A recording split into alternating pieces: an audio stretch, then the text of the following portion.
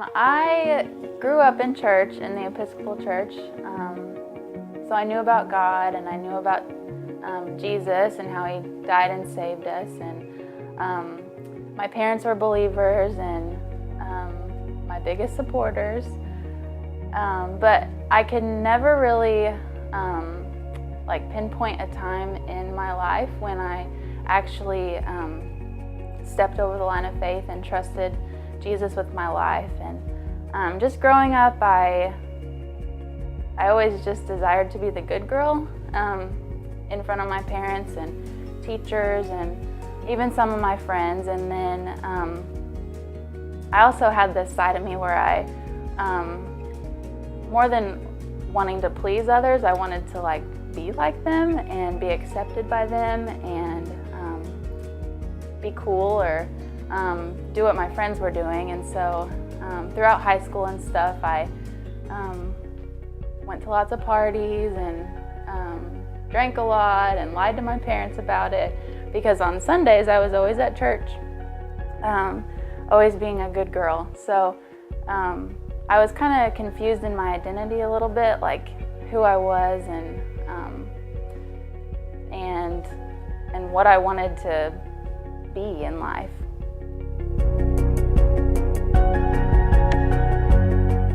I think that I realized that following Jesus is a choice, and I couldn't have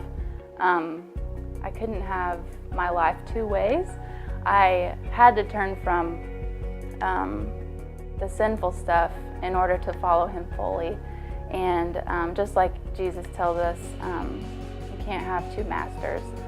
I went back to school and really started wrestling with doubt and a lot of self-worth issues. I was just wondering, do I trust the Lord?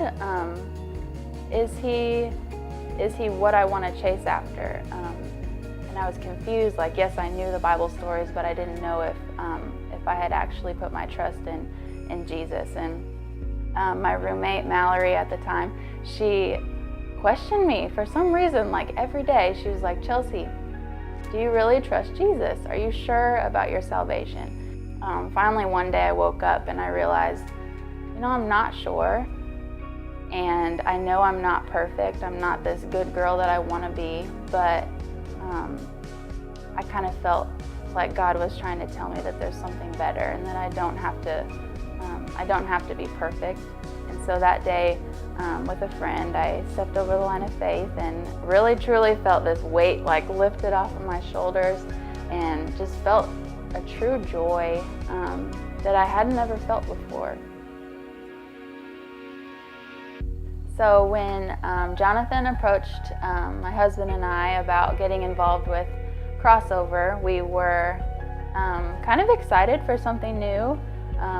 We were pretty comfortable in our church and pretty comfortable in our home. We lived in Lake Jackson, and around that time we had a friend who was on mission, and she ended up getting in an accident and she ended up passing away. And something that she taught me when before she left to go to Cambodia was just about taking courage in the Lord, and how important it is to be bold and to take advantage of every moment that you're given. And that kind of just naturally led to us becoming more involved with Freeport and with Crossover, and eventually we moved here. And I think it's been the hardest thing that we've done together as far as planting a church, but it's also been maybe the best thing that we've done together. It's grown us in different ways. It's challenged us. It's taken the focus off of ourselves, just really encouraged us to share the love of Christ with everyone we know. I just feel like these friendships that I've made, they didn't happen overnight, and that kind of discouraged me for a while. I remember asking God, why don't I have friends here? We moved here for you. Where are my friends?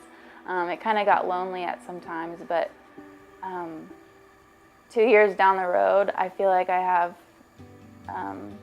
great friends and deep relationships, and people who aren't afraid to hold me accountable and ask me hard questions, and I can do the same for them also. We can share with each other where we are and encourage each other and pray with each other,